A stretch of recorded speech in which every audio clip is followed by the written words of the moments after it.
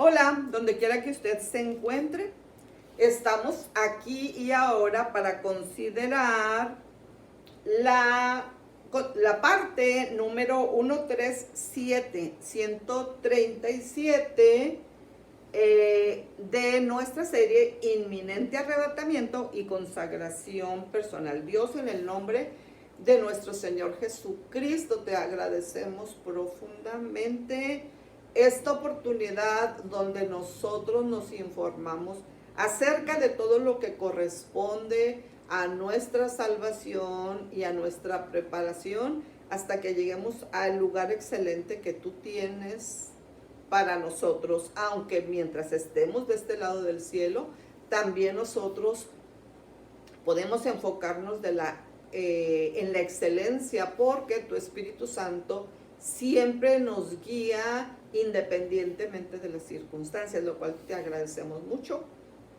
En el nombre de nuestro Señor Jesucristo. Amén. Muy bien. Entonces, aquí, en esta consideración bíblico escatológica 1, 3, 7, nosotros nos vamos a ir al texto.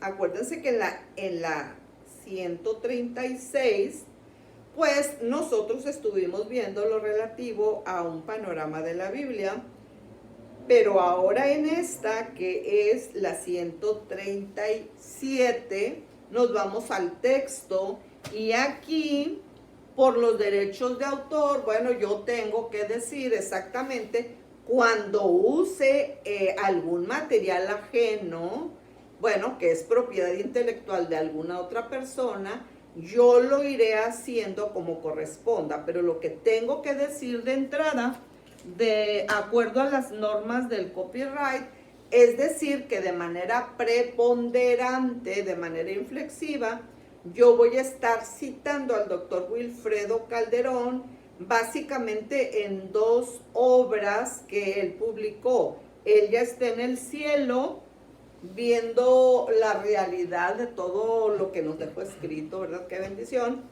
Pero yo debo decir que en esta consideración bíblico-escatológica número 137, bueno, estaré manejando otra vez de manera preponderante su libro Apocalipsis, un mensaje escatológico, y en segundo lugar, pues su libro Daniel, un mensaje profético, totalmente recomendado para cada uno de ustedes, ¿verdad? Que quiera hacer todavía mejor su biblioteca sobre escatología. Muy bien, miren, nosotros estamos aquí manejándonos todavía en el capítulo 1 de Apocalipsis, ¿ok? Cuando nosotros estamos manejándonos en el capítulo 1 de Apocalipsis, bueno, estamos diciendo que nos estamos manejando en los versículos 1 al 20, ¿ok? El capítulo 1 de Apocalipsis tiene 20 versículos y el tema fundamental es la revelación de nuestro Señor Jesucristo a Juan para la iglesia, para nosotros, para usted, para mí. Si usted todavía no pertenece a la iglesia de nuestro Señor Jesucristo, bueno, pues es tiempo de que nosotros empecemos a buscarlo, porque Él viene pronto, y viene por la iglesia, por la parte de la iglesia que ya está preparada para irse con Él. Así que yo le recomiendo que si usted todavía no es parte de esa iglesia de nuestro Señor Jesucristo, pues que busque una donde Él sea el Salvador y el Señor y permanezca en ella. Miren, cuando nosotros estamos diciendo aquí con respecto al capítulo 1, cuando estamos diciendo que nos interesa la revelación de Jesucristo, de nuestro Señor Jesucristo a Juan para la iglesia, debemos tener un contexto resumido para que antes de volver al texto en sí mismo, bueno, que nosotros nos ubiquemos en unas ideas resumidas que nos preparen para que podamos absorber de una manera más rápida o más clara, bueno, lo que nos comunica esa revelación de nuestro Señor Jesucristo a Juan para la iglesia. Entonces, ¿qué tenemos que tener en nuestra mente antes de irnos al texto de una manera directa? Bueno, Jesucristo es el autor y comunicador de la revelación. Él la envió. ¿Qué envió? Pues la revelación por medio de su ángel a Juan. Se destaca la bienaventuranza del que lee y los que oyen esta revelación. Así que usted y yo somos bienaventurados al leer y al oír esta revelación, ¿ok? Se destaca entonces eso y se describen las cualidades de nuestro Señor Jesucristo en el saludo de Juan a las 7 iglesias de Asia Menor, mencionando los atributos divinos de nuestro Señor Jesucristo. ¿Cuáles? Bueno, por ejemplo, su eternidad, su esencia espiritual, la fidelidad al Padre y su poder absoluto sobre la muerte, el universo, el pecado y el reino de los cielos. Se señalan la manera de su venida. ¿Cuál venida? La segunda venida de nuestro Señor Jesucristo, ¿ok? Entonces, se señalan la manera de su venida con las nubes y las 2 etapas de la misma. Número 1, su venida por la iglesia, es decir, por la parte de la iglesia que ya está lista para ser arrebatada. Y número 2, su regreso en gloria, que sería, pues claro, la segunda etapa que yo manejo, espero objetiva y claramente con el dorso de mi mano derecha.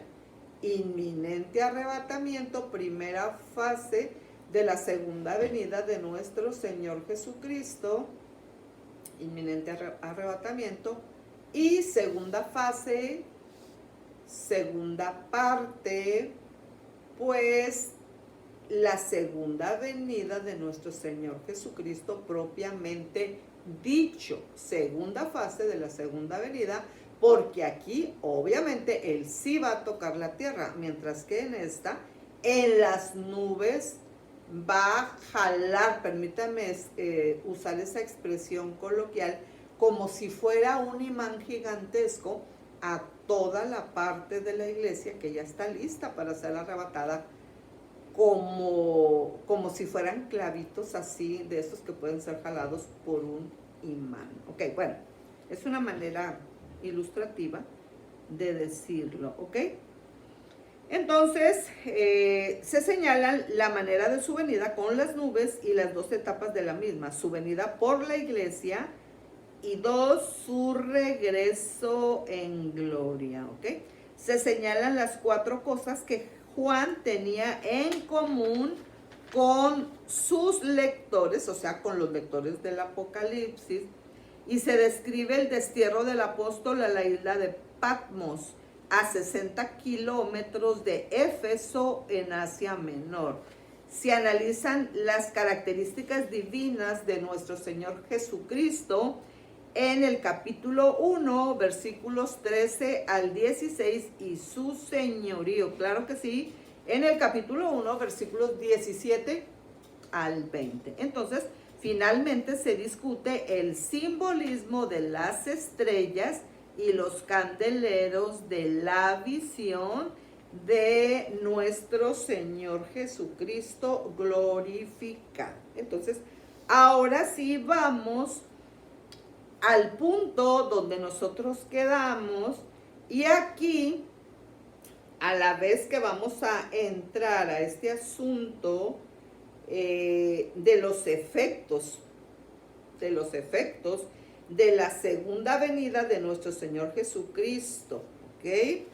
Los efectos en la iglesia y en el mundo, que es algo preponderante, porque está a muy poco menos de lo que usted puede pensar o imaginar, de llevarse a cabo, ¿ok? Entonces, aquí yo estoy manejando esta retroalimentación también como una manera de expresar de una manera extendida una fe de erratas. Cuando en los comentarios de la consideración bíblico-escatológica que corresponda, como en este caso, pues es la consideración bíblico-escatológica 137, 137, yo quiero hacer de manera extendida, llevar a cabo una fe de ratas.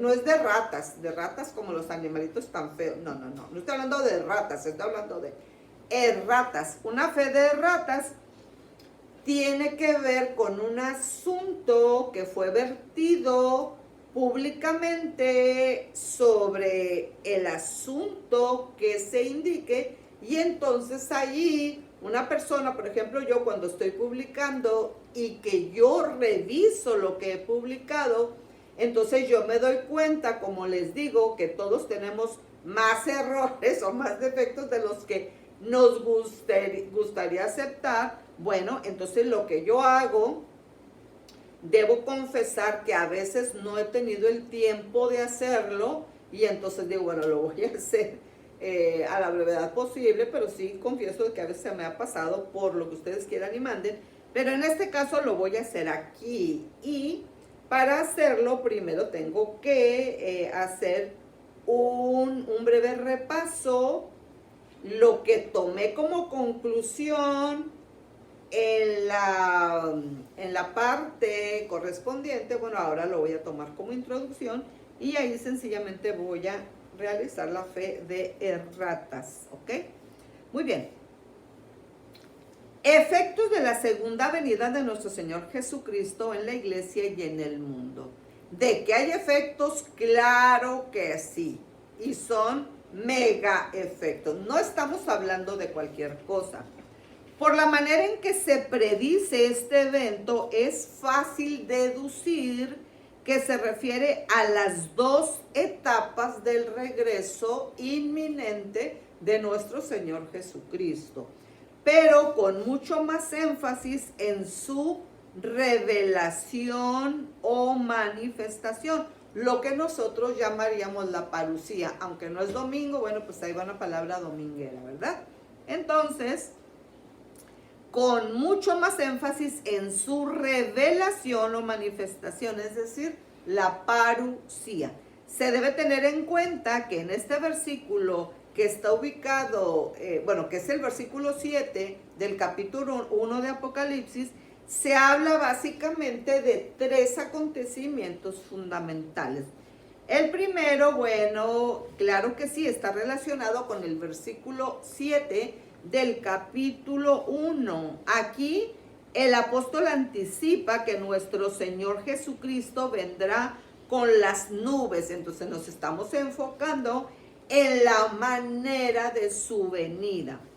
En el libro correspondiente al profeta Daniel se predijo este acontecimiento de la siguiente manera, específicamente en el capítulo 7 de Daniel, en los versículos 13 y versículo 14.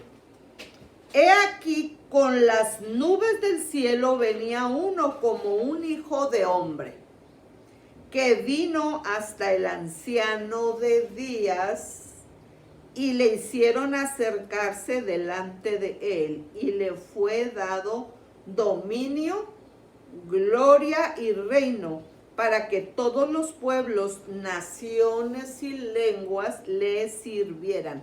¿A quién?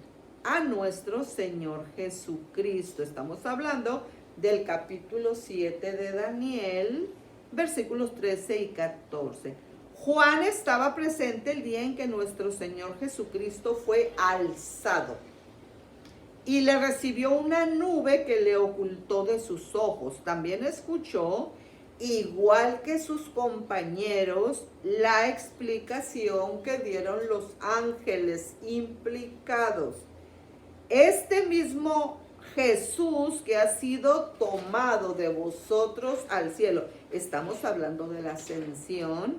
Así vendrá como le habéis visto ir al cielo. Y estamos hablando del capítulo 1 del libro de los Hechos, versículo 9 y versículo 11. Así que si usted cree que nuestro Señor Jesucristo regresa pronto en el inminente arrebatamiento, primera fase de la segunda venida de nuestro Señor Jesucristo, Él viene. Y si usted no lo cree, también viene. Así que es mejor que creamos.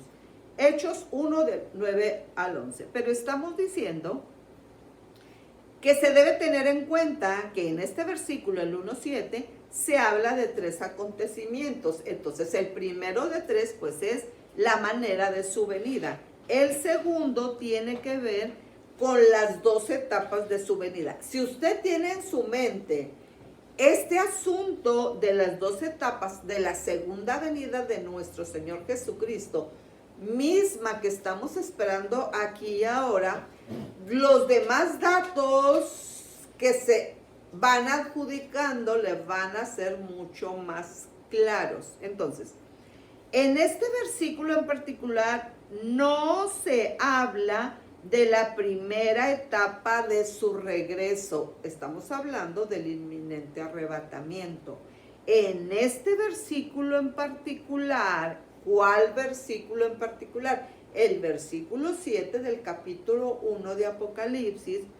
No se habla de la primera etapa de su regreso, sino de su manifestación en gloria. O sea, de lo que yo ejemplifico, espero, objetiva y didácticamente con el dorso de mi mano, la segunda venida propiamente dicha, donde Él toca la tierra y coloca sus pies en el lugar específico que la Biblia menciona.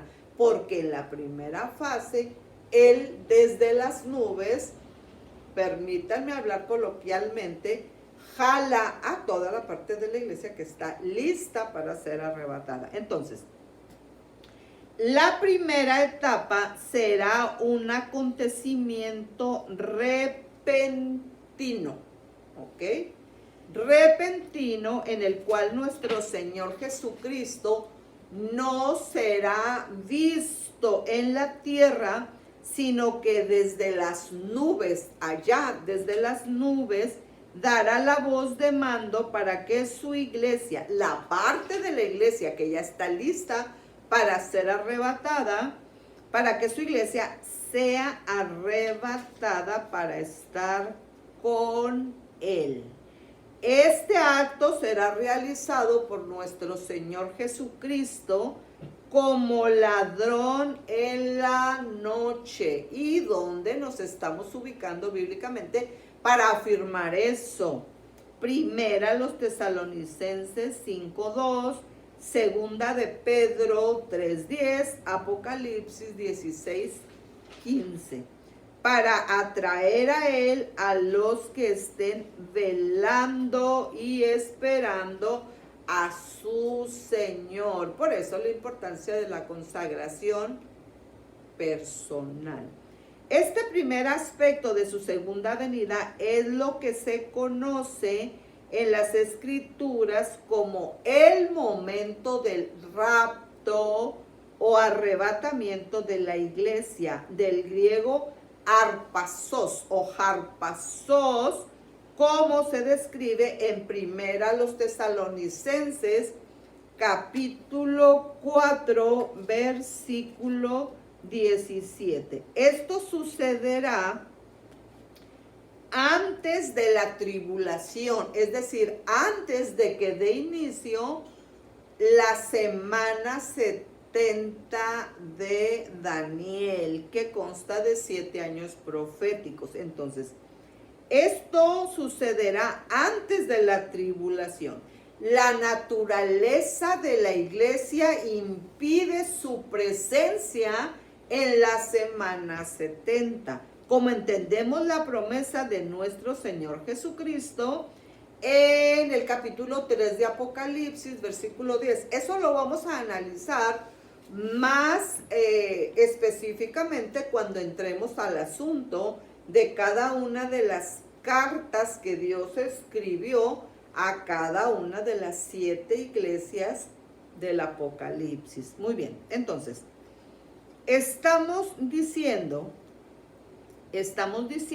aquí que cuando nosotros estamos hablando de el momento, y aquí es donde yo quiero entrar antes de seguir adelante con el segundo acontecimiento que se remarca preponderantemente en el versículo 7 del capítulo 1 de Apocalipsis. Aquí quiero hacer la fe de erratas, es decir, me doy cuenta de que aquí, por lo que ustedes quieran y manden,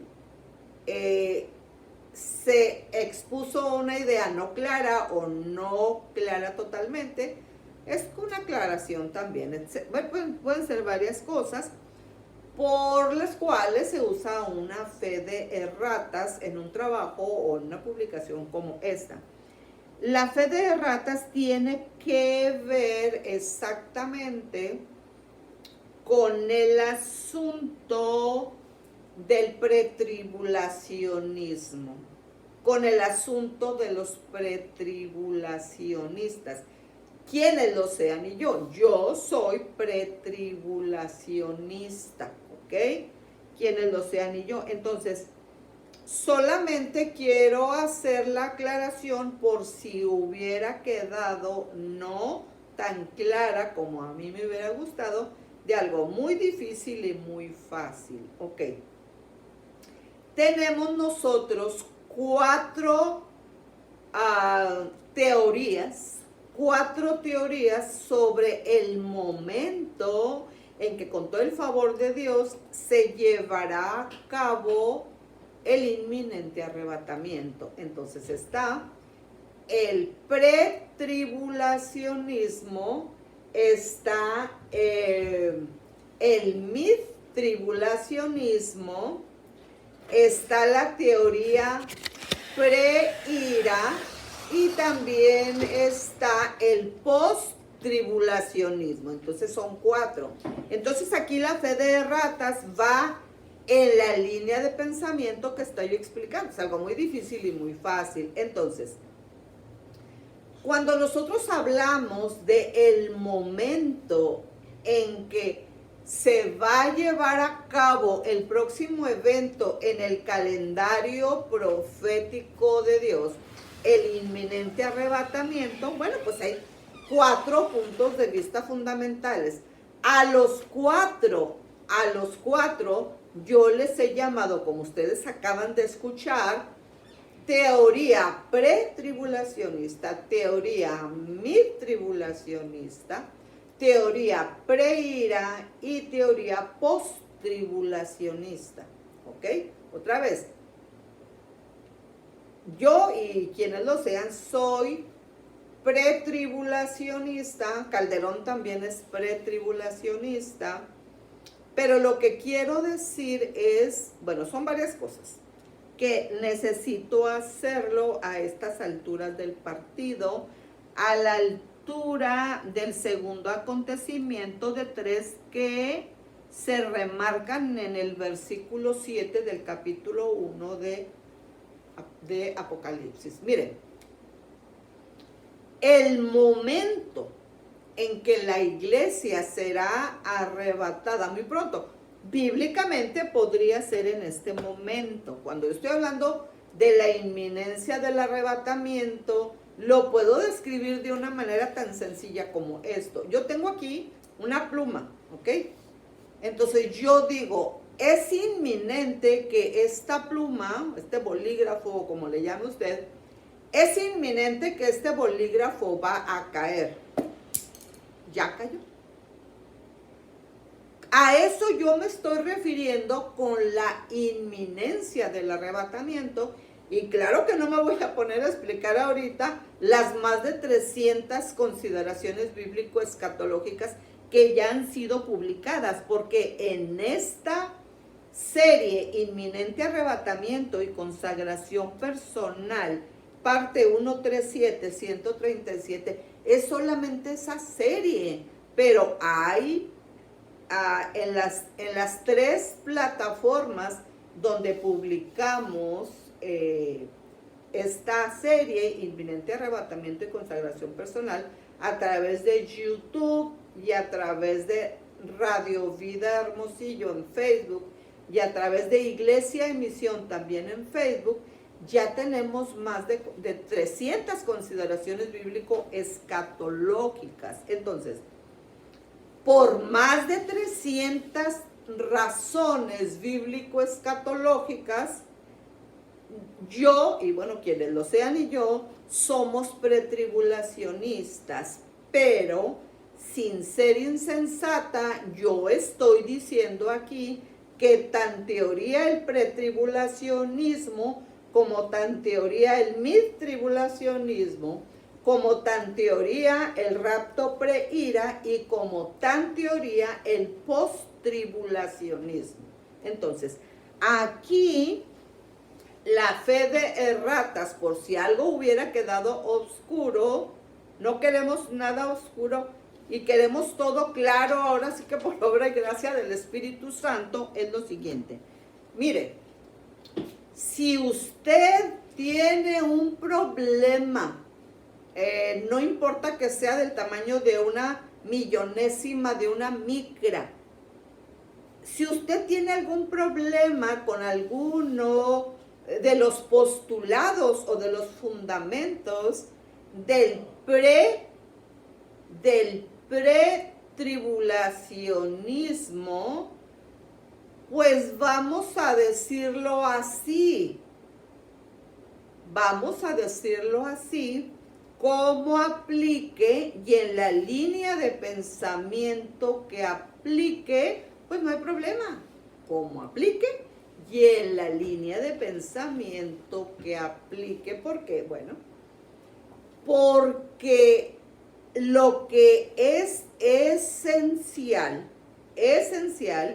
y aquí estamos diciendo que estamos partiendo de algo que no entra en la calidad de teoría, sino que ya entra haciendo una comparación de teoría contra ley. Entonces aquí yo tendría que seleccionar la palabra ley. ¿Por qué? Bueno, porque yo le quiero hacer una pregunta a usted.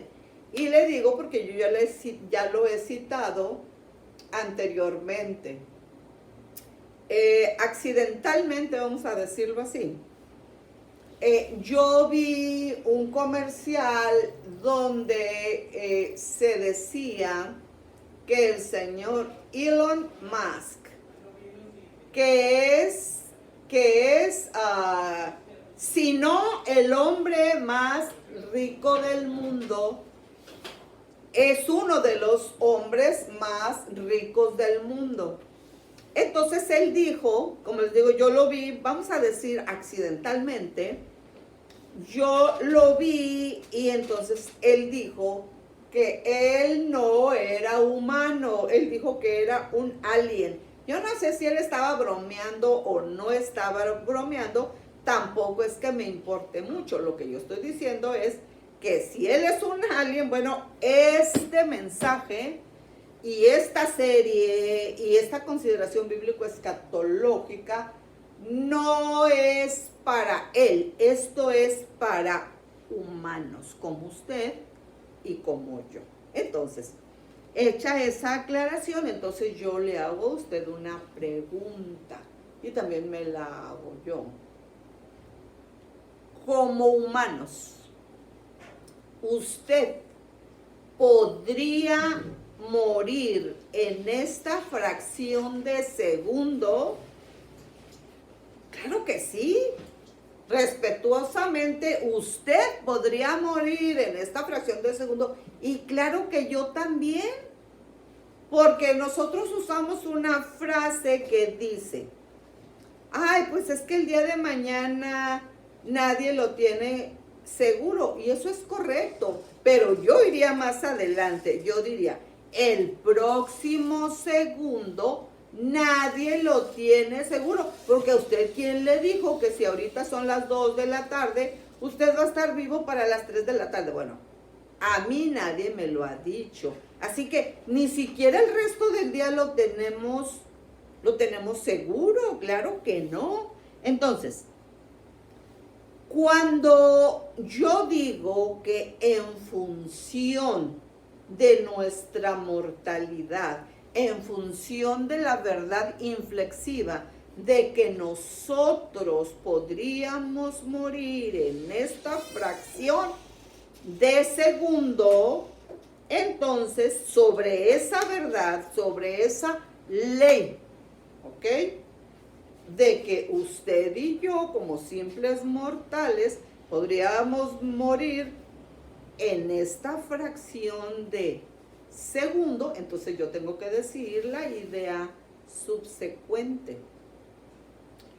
Lo que se necesita para ser arrebatado, lo que se necesita para ser arrebatado en este mismo instante, en esta misma fracción de segundo, es exactamente lo mismo que se necesita para que si en esta misma fracción de segundo yo muriera, ¿ok? Y que fuera llevada al cielo. Entonces, si el inminente arrebatamiento es ahora, ahorita, ya, en este segundo, o que yo muriera exactamente en esta fracción de segundo, lo mismo que se necesita para ser arrebatado es exactamente lo mismo que se necesita para ser llevado inmediatamente al cielo y no al infierno, si usted y yo muriéramos en esta fracción de segundo. Entonces, tomando como base esa ley preponderante e inflexiva, yo le digo, bueno, si usted tiene algún problema con el pretribulacionismo, yo le pregunto, ¿cuántos problemas tiene usted? Ay, pues tiene 1,000,000 de problemas. Bueno, ya tiene 1,000,001, ¿ok? Pero nosotros tenemos que analizar el nivel de importancia que reviste el hecho de tener ya aquí y ahora, no al rato, no el próximo minuto, sino aquí y ahora, el señorío de nuestro Señor Jesucristo sobre nuestra vida. Fíjense que yo les leí en la consideración bíblico escatológica número 136, yo les leí en la parte final el capítulo 15 de Deuteronomio, los versículos 12 al 17. A mí me llama mucho la atención que en esa parte del Antiguo Testamento, así como en el Nuevo Testamento, en el capítulo 6, ¿ok? En el Nuevo Testamento, en el capítulo 6 de Juan, los invito para que lo lean ustedes solitos y con toda la tranquilidad del mundo. Fíjense bien. Juan, el Evangelio de Juan, en el versículo, Juan, ya estoy en el capítulo 6, y entonces allí, en el capítulo 6 de Juan se habla de la alimentación de los 5,000, ¿ok? Y aquí yo les invito para que ustedes lean todo el capítulo 6, que es muy amplio, pero fíjense que aquí, cuando la gente busca a Jesús, que está escrito a partir del versículo 22, se habla en el 26 de Jesús, de nuestro Señor Jesucristo, el pan de vida. Respondió nuestro Señor Jesucristo y les dijo: de cierto os digo que me buscáis, no porque habéis visto las señales, sino porque comisteis el pan y os saciasteis. Trabajad no por la comida que perece, sino por la comida que a vida eterna permanece, la cual el Hijo del Hombre os dará, porque a este señaló Dios el Padre. Entonces le dijeron: ¿qué debemos hacer para poner en práctica las obras de Dios? Respondió Jesús y les dijo: esta es la obra de Dios, que creáis en el que Él ha enviado. Le dijeron entonces: ¿qué señal haces tú para que veamos y te creamos? ¿Qué obra haces? Nuestros padres comieron el maná en el desierto, como está escrito: pan del cielo les di a comer. Y nuestro Señor Jesucristo les dijo: de cierto os digo, no os dio Moisés el pan del cielo, mas mi Padre os da el verdadero pan del cielo, porque el pan de Dios es aquel que descendió del cielo y da vida al mundo. Le dijeron: Señor, danos siempre este pan. Y nuestro Señor Jesucristo les dijo: yo soy el pan de vida. El que a mí viene nunca tendrá hambre, y el que en mí cree no tendrá sed jamás. Mas os he dicho que aunque me habéis visto, no creéis. Todo lo que el Padre me da vendrá a mí, y al que a mí viene no le echo fuera. Porque he descendido del cielo no para hacer mi voluntad, sino la voluntad del que me envió. Y esta es la voluntad del Padre, el que me envió: que todo lo que me diere no pierda, que de todo lo que me diere no pierda yo nada, sino que lo resucite en el día postrero. Y esta es la voluntad del que me ha enviado: que todo aquel que ve al Hijo y cree en Él tenga vida eterna, y yo le resucitaré en el día postrero. Murmuraban entonces de él los judíos, porque había dicho: yo soy el pan que descendió del cielo. Y decían: ¿no es este Jesús el hijo de José, cuyo padre y madre nosotros conocemos? ¿Cómo pues dice este del cielo he descendido? Nuestro Señor Jesucristo respondió y les dijo: no murmuréis entre vosotros. Ninguno puede venir a mí si el Padre que me envió no le trajere, y yo le resucitaré en el día postrero. Escrito está en los profetas: y serán todos enseñados por Dios. Así que todo aquel que oyó al Padre y aprendió de él viene a mí. No que alguno haya visto al Padre, sino aquel que vino de Dios, este ha visto al Padre. De cierto os digo, el que cree en mí tiene vida eterna. Yo soy el pan de vida. Vuestros padres comieron el maná en el desierto y murieron. Este es el pan que desciende del cielo, para que el que de él come no muera.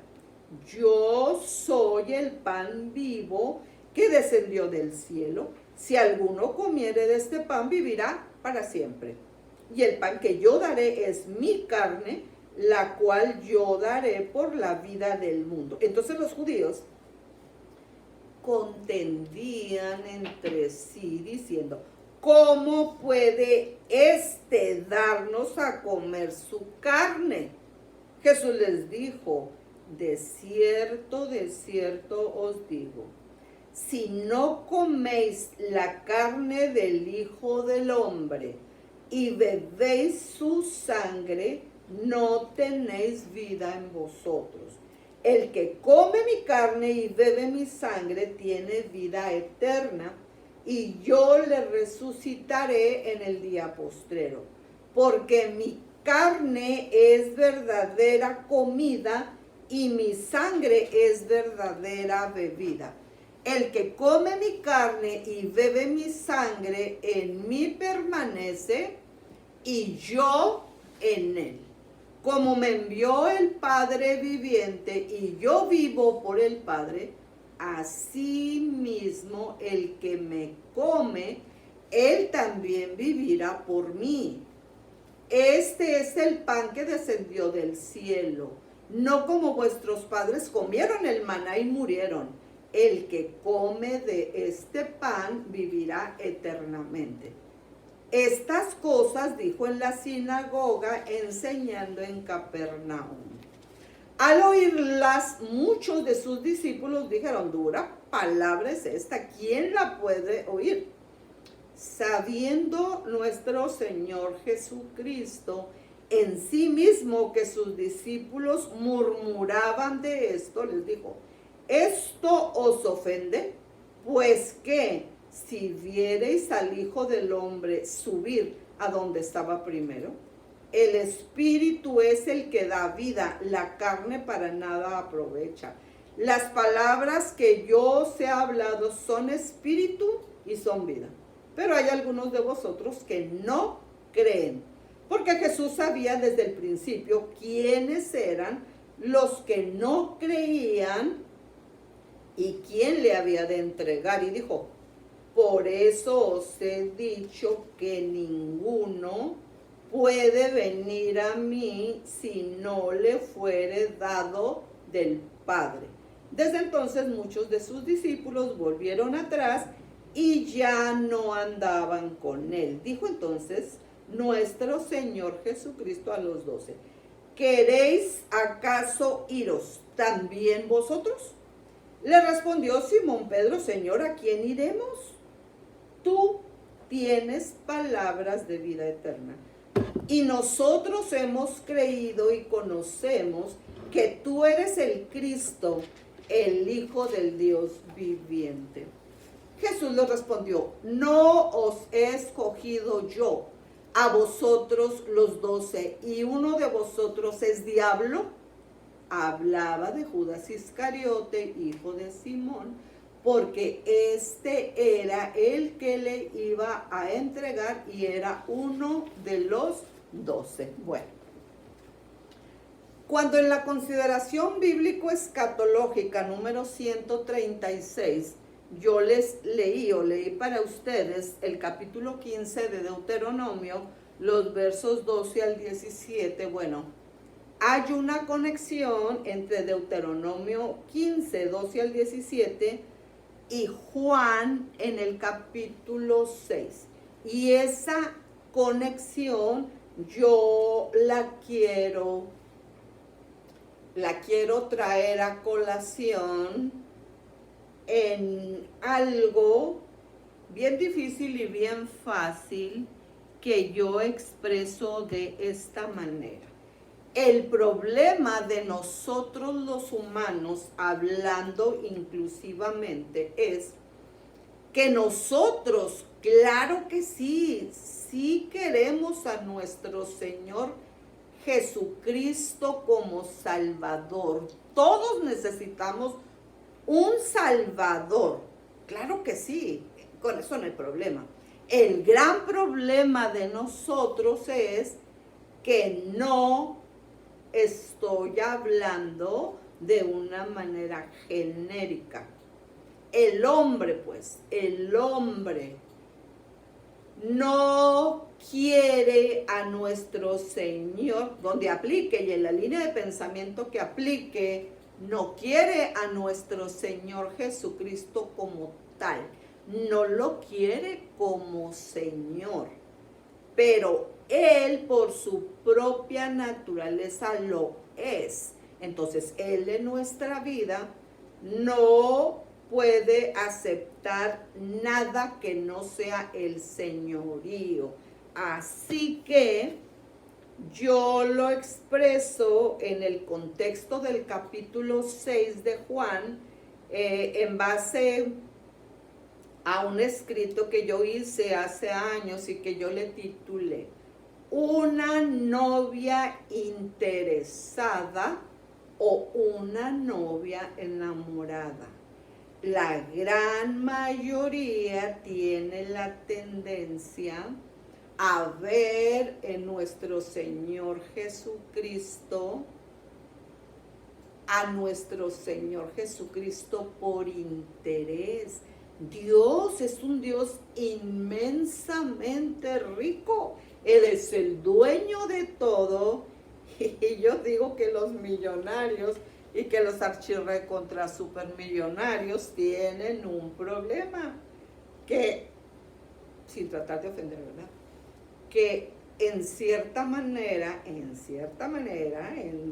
como aplique y en la línea de pensamiento que aplique, quizá nunca van a poder estar seguros si alguien se casó con ellos por lo que son o por lo que tienen, ¿no? Hablando de la naturaleza del humano. Bueno, eso lo llevó a nuestro Señor Jesucristo. Y entonces yo quiero ir terminando con esto, esta consideración bíblico-escatológica número 137, y preguntarle a usted, y también me lo pregunto yo, usted en relación con nuestro Señor Jesucristo, ¿cómo se cataloga, cómo se evalúa en cuanto a Él?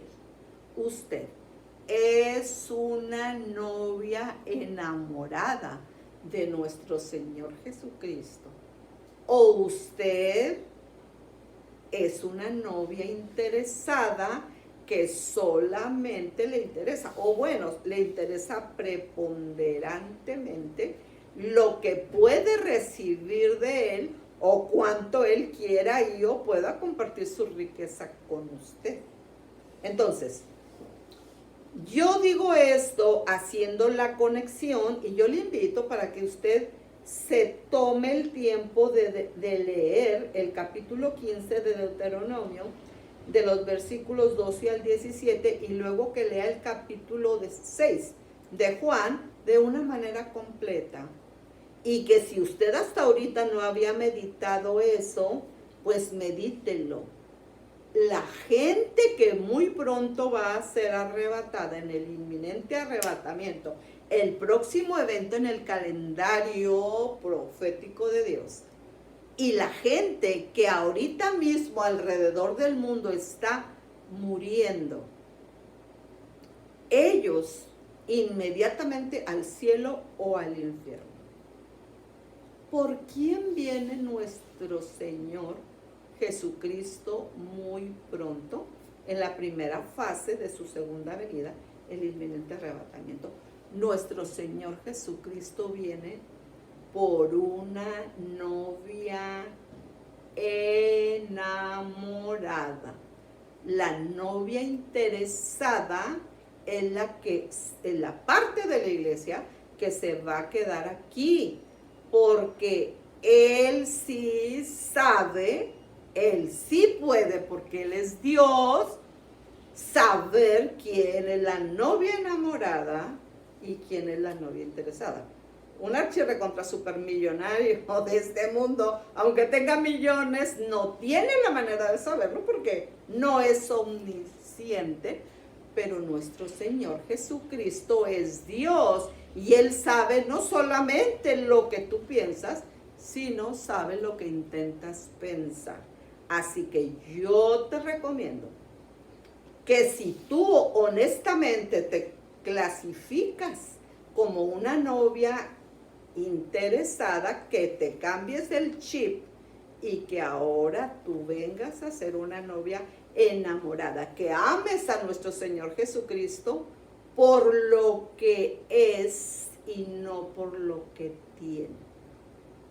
Eso es fundamental.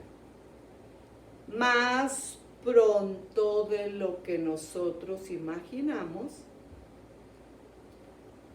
vendrá nuestro Señor Jesucristo por una novia enamorada. Sé una novia enamorada o sigue siendo una novia enamorada, porque por la novia enamorada es que viene nuestro Señor Jesucristo.